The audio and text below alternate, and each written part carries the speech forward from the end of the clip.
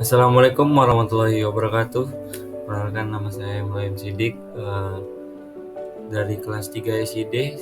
Saya akan mempresentasikan sebuah implementasi ERP berbasis Odoo untuk optimalisasi proses operasional Mitsubishi Indonesia, yang dimana kami kelompok 3 yang beranggotakan ada Alia Oktawili dan Azaria Fatia dan saya sendiri Ibrahim Sidik dari kelas 3 SID.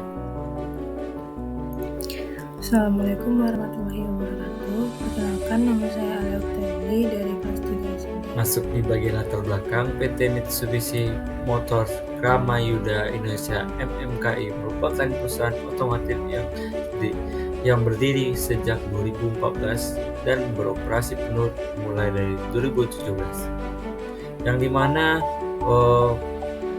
kapasitas dari PT Mitsubishi Ramayuda Indonesia ini memiliki 160.000 per unit per tahunnya, yang dimana kendaraan pasar domestik dan ekspor menghadapi tantangan dalam integrasi sistem dan efisiensi operasional akibat penggunaan sistem manual dan terpisah. Untuk menjawab tantangan ini, implementasi sistem ERP menjadi solusi strategi guna untuk mengoptimalkan proses bisnis, meningkatkan akurasi data, dan mendukung transformasi digital di era industri 4.0. Lanjut, di tujuan implementasi ERP, adapun tujuan implementasi ERP yang pertama ada mengintegrasikan seluruh proses bisnis dalam satu sistem, meningkatkan efisiensi operasional dan mengurangi kesalahan yang manual, menyediakan data real time untuk mendukung keputusan manajemen, menstandarkan alur kerja dan pelaporan di semua departemen, dan terakhir adalah mempercepat proses produksi, pengadaan, dan pelaporan keuangan. Manfaat implementasi ERP di mana ada efisiensi waktu dan penghematan biaya lewat optimasi, peningkatan akurasi data, memudahkan pelaporan dan audit, kolaborasi antar departemen lebih solid dengan sistem terintegrasi, pemantauan performa bisnis real time, dan menyuruh meningkatkan daya saing, mendukung ekspansi bisnis tanpa kendala teknis.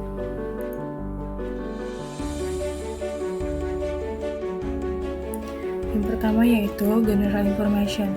Project title-nya yaitu implementasi ERP berbasis Odoo untuk optimalisasi proses operasional Mitsubishi Indonesia.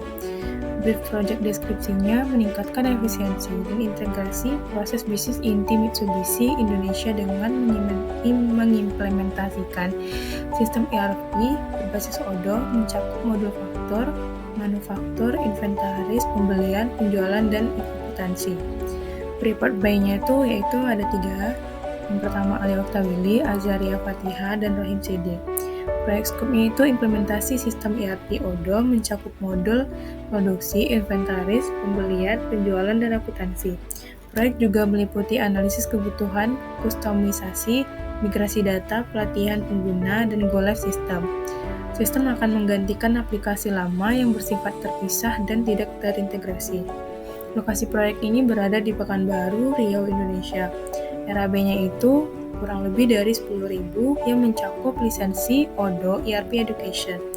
Infrastruktur tambahan jika diperlukan. Sumber daya manusianya itu tim IT MMKI 3-5 orang. Schedule date itu dari 2025 tanggal 25 Juni. Selanjutnya, project scope-nya berikut adalah kesimpulan tentang cakupan scope. Yang pertama, analisis kebutuhan bisnis. 2. Analisis instalasi dan konfigurasi Odoo Education. Yang ketiga ada kustomisasi modul. Yang pertama yaitu modul sales dan CRM, modul purchase, inventory, manufacturing, accounting, maintenance, employee, dan email marketing. Beberapa persyaratan yang secara khusus dikecualikan dari lingkup proyek. Yang pertama itu pengembangan modul Odoo baru dari nol. Yang kedua itu perubahan infrastruktur fisik atau seperti pembelian server baru. Selanjutnya itu pembagian sponsornya, project manager, tim member, yaitu terbagi dari 4, manajemen proyek IT, analisis dan desain sistem ERP, programmer sistem, dan technical writer, dan customer. Di bagian profil perusahaan ini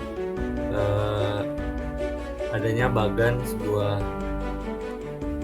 pemilik perusahaan yang ada di PT Mitsubishi, yaitu pemegang saham, dan di mana pemegang saham itu di bawahnya ada PT Karmayuda, dan setara itu ada Mitsubishi Corporation dan Mitsubishi Motor Corporation. Yang di bawahnya ada Presiden Direktur Atsui Kurita. Terus yang di bawahnya ada direktur-direkturnya Tahiko Sato, Wisnu Wardana, Irwan Kunchoro, Yoshio Igarashi, Kazuto Azuma, Hikaru Mili, dan Minoru Saito. Yang dimana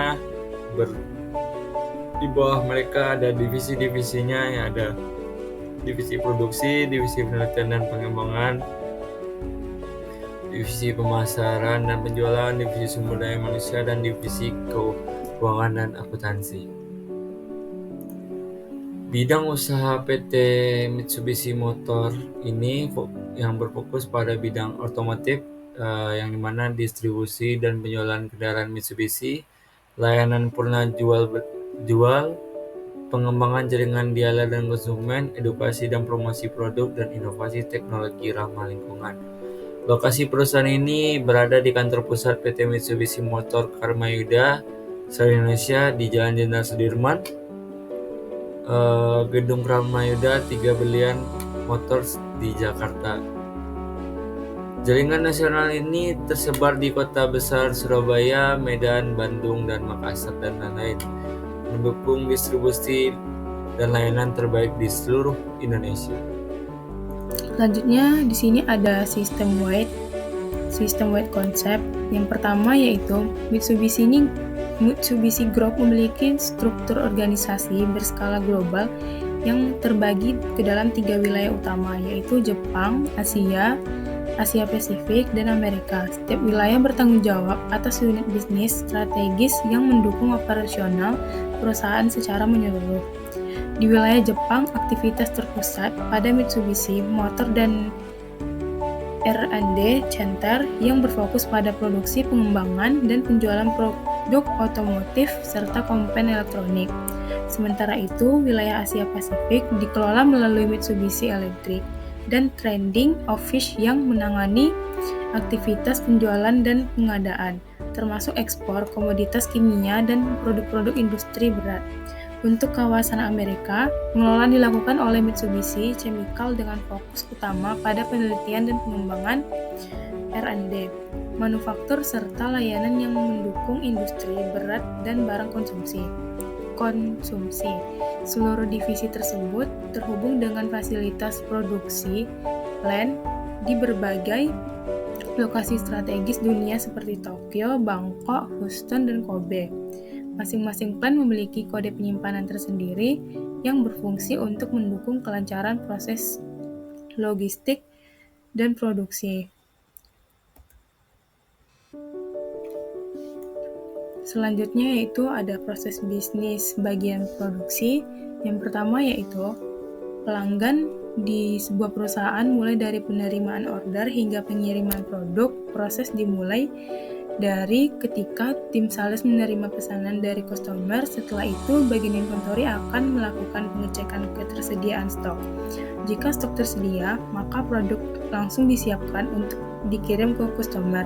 Namun, jika stok tidak tersedia, bagian produksi akan melakukan perencanaan dan proses produksi terlebih dahulu. Lalu produk yang sudah jadi akan masuk ke dalam gudang. Setelah produk disiap, dikirim, bagian inventory melanjutkan dengan proses pengiriman ke customer. Sementara itu, bagian keuangan akan membuat dan mengirimkan invoice, serta memperbarui status order. Seluruh proses ini menunjukkan kerja sama antar divisi untuk memastikan bahwa pesanan customer dipenuhi dengan baik dan tepat waktu. Selanjutnya, yaitu ada Research and Development.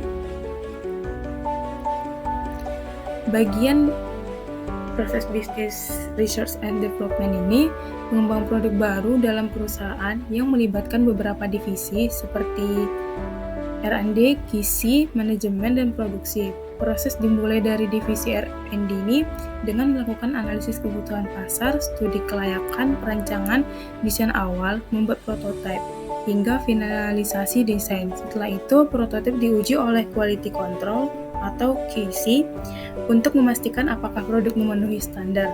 Jika tidak lolos, prototipe akan direvisi oleh R&D dan diuji kembali. Setelah prototipe dinyatakan lolos oleh QC, desain diserahkan ke manajemen untuk mendapatkan persetujuan akhir. Jika disetujui, proses dilanjutkan produksi untuk melakukan trial dalam skala kecil. Hasil trial kemudian dievaluasi. Jika memuaskan, maka produksi massal akan dipersiapkan. Jika tidak, proses akan kembali ke R&D untuk revisi. Maka, diagram ini menunjukkan proses yang sistematis dan interaktif, di mana kualitas produk dijaga melalui pengujian berulang dan evaluasi menyeluruh sebelum akhirnya produksi secara manual. Selanjutnya ada training and development atau bisa juga disebut dengan SDM.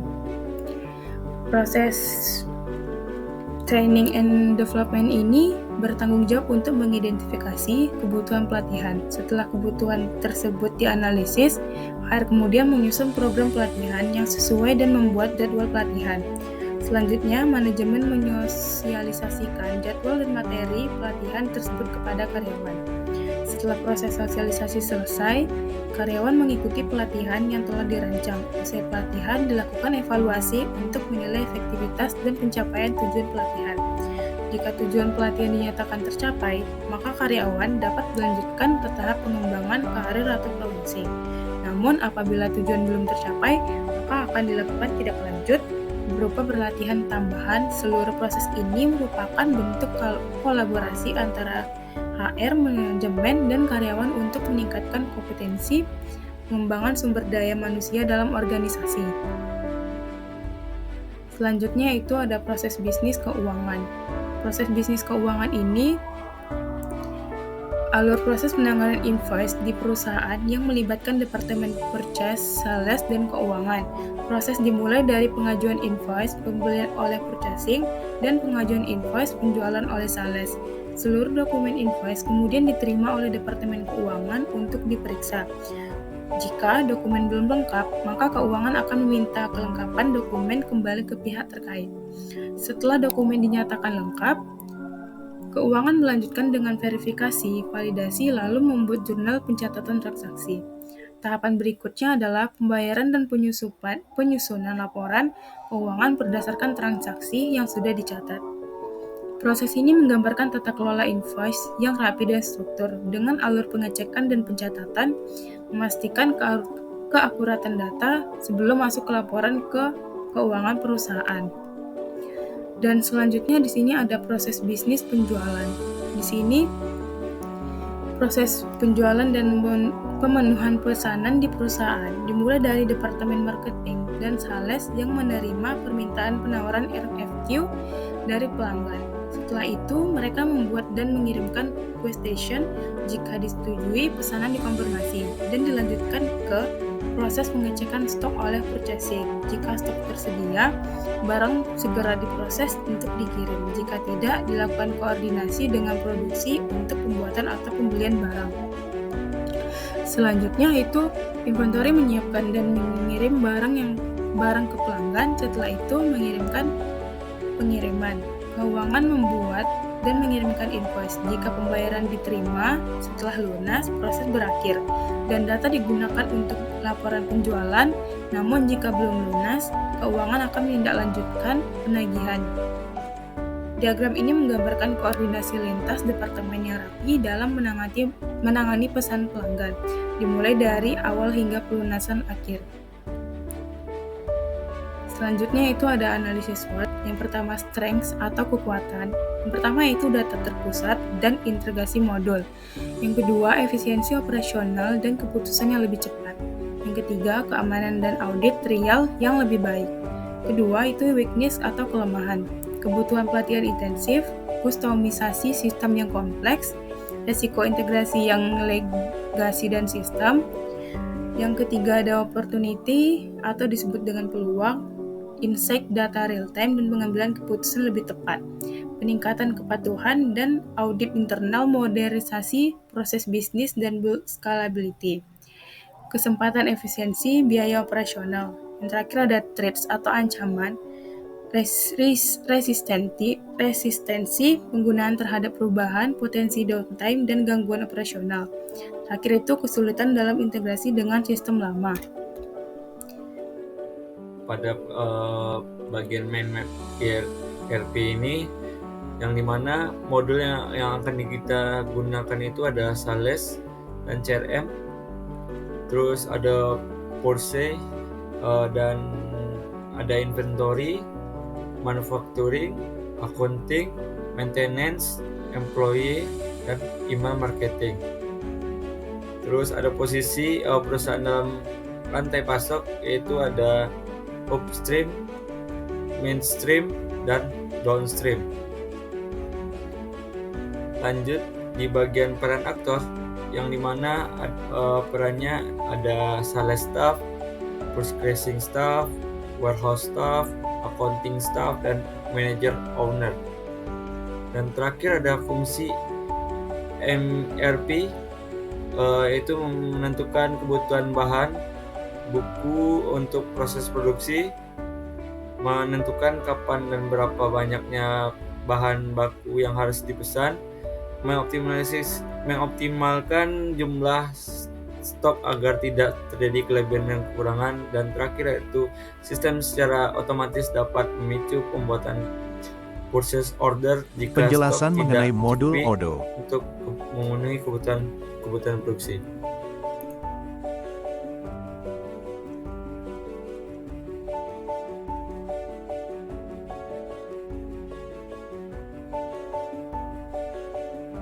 Baiklah, di sini saya Azaria Fatihah akan menjelaskan apa saja modul pada ODO yang kami gunakan untuk diimplementasikan pada perusahaan Mitsubishi. Di sini kami menggunakan beberapa modul, yaitu ada modul CRM, Sales, Point of Sales, Project, Email Marketing, Purchase, Inventory, Accounting, Manufacturing, Maintenance, dan Employee.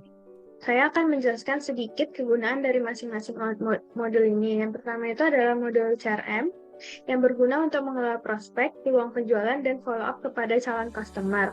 Di sini terdapat beberapa pipeline, yang berarti pipeline ini adalah job batch atau kerja-kerja yang dilakukan oleh sales, yaitu sudah sampai mana tahapannya, dan akan dimasukkan kepada pipeline ini.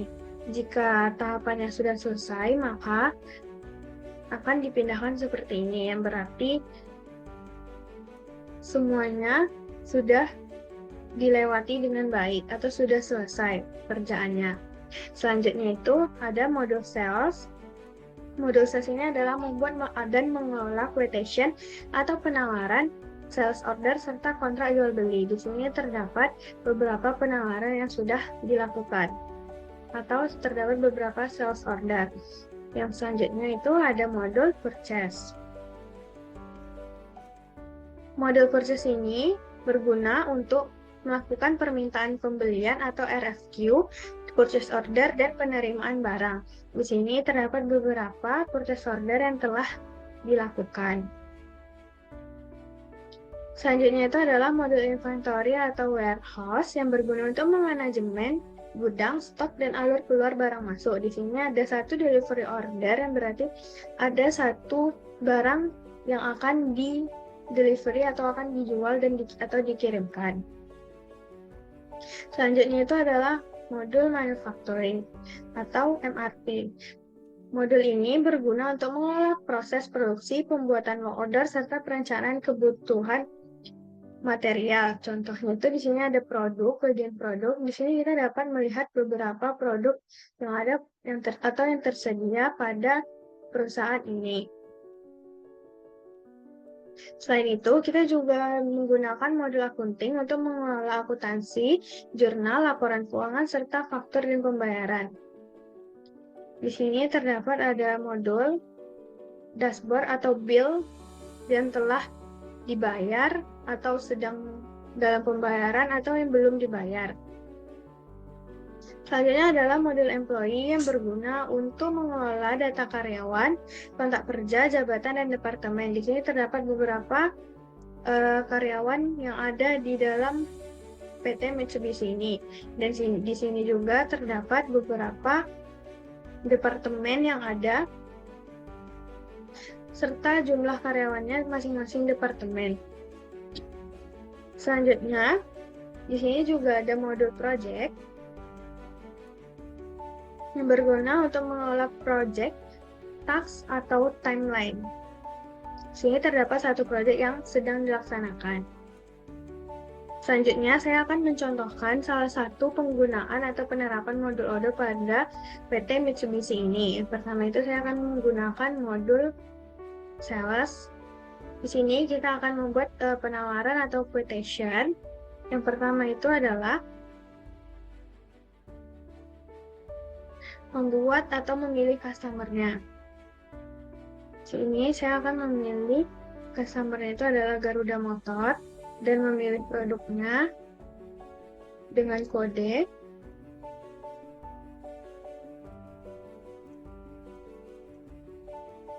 Maka di sini akan langsung terset harga per price-nya, harga per unitnya. Ini akan membuat berapa barang sih yang akan kita tawarkan, yaitu ada 2 barang. Dan langsung total harganya berubah sesuai dengan kuantitinya. Selain itu, kita akan simpan terlebih dahulu.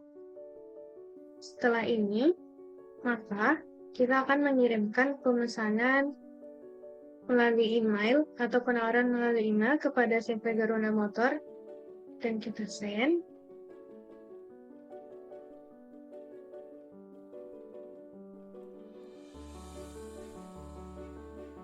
Setelah customer setuju dengan penawaran ini, maka kita akan klik confirm dan status akan berubah menjadi sales order.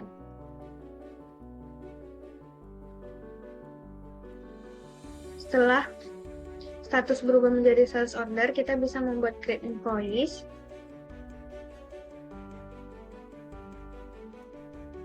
Dan membuat invoice.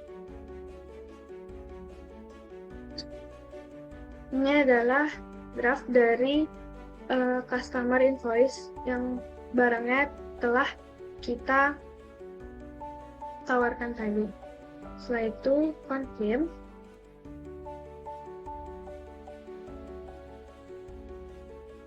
Dan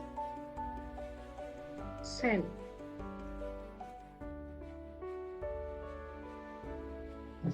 Ini akan terdapat penawaran, subjek, email, dan invoice yang akan kita kirimkan kepada CV Garuda Motor dan kita sendkan.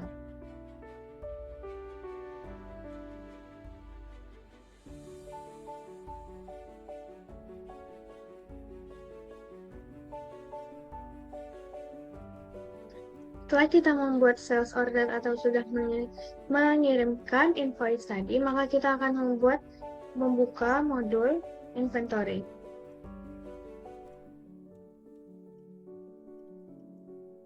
Jadi terdapat 2 delivery order yang telah kita lakukan sebelumnya, yaitu ini. Ini ada sales order yang kita lakukan kepada CV Garuda Motor.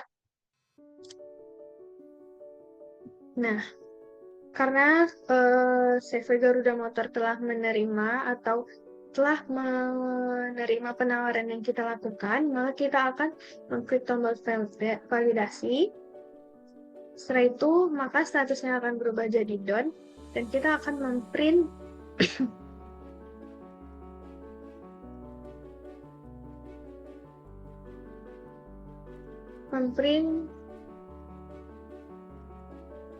faktur yang akan kita gunakan tadi. Setelah itu, kita kembali lagi kepada modul sales. Dan maka kita sudah melakukan create invoice dan mengirimkannya kepada CV Garuda Motor. Karena proses di modul sales sudah selesai, maka kita akan masuk ke modul accounting untuk melihat customer invoice yang telah kita kirimkan tadi kepada CV Garuda Motor.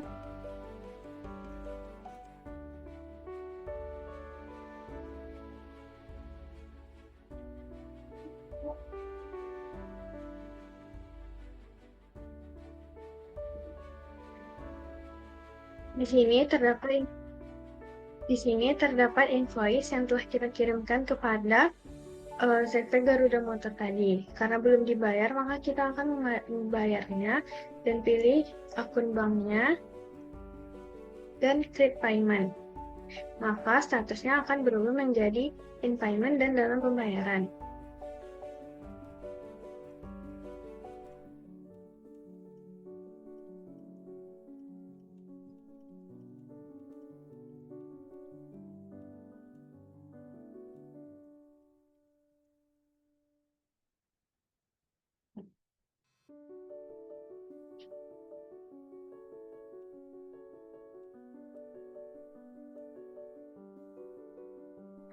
Maka di sini terdapat beberapa barang yang sudah dibayar atau yang baru saja kita lakukan.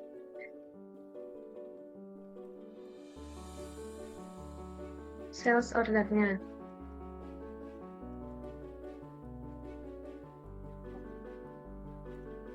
Itu adalah contoh penerapan dari penggunaan modul sales yang berkaitan dengan modul accounting dan modul manufacturing serta modul inventory. Selanjutnya saya akan mencontohkan satu lagi atau menjelaskan satu lagi kegunaan dari modul employee, yaitu kita bisa jika menambah karyawan baru, kita akan mengklik tombol new dengan nama, dengan job title-nya,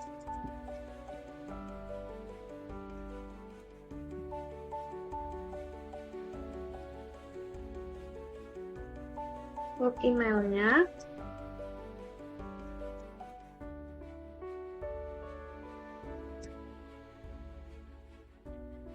dan menambahkan resume karyawan tersebut. Silakan menyimpannya. Maka data karyawan ini sudah masuk ke dalam data employee kita. Itu adalah beberapa contoh penerapan yang dilakukan pada modul-modul Odoo yang telah kami gunakan. Kesimpulannya adalah modul Odoo yang kami gunakan itu semuanya itu berkaitan, apalagi penggunaan modul sales dengan modul inventory dan modul accounting. Itulah yang dapat saya sampaikan. Sekian dari kami Terima ucapkan kasih. terima kasih, sampai jumpa lagi.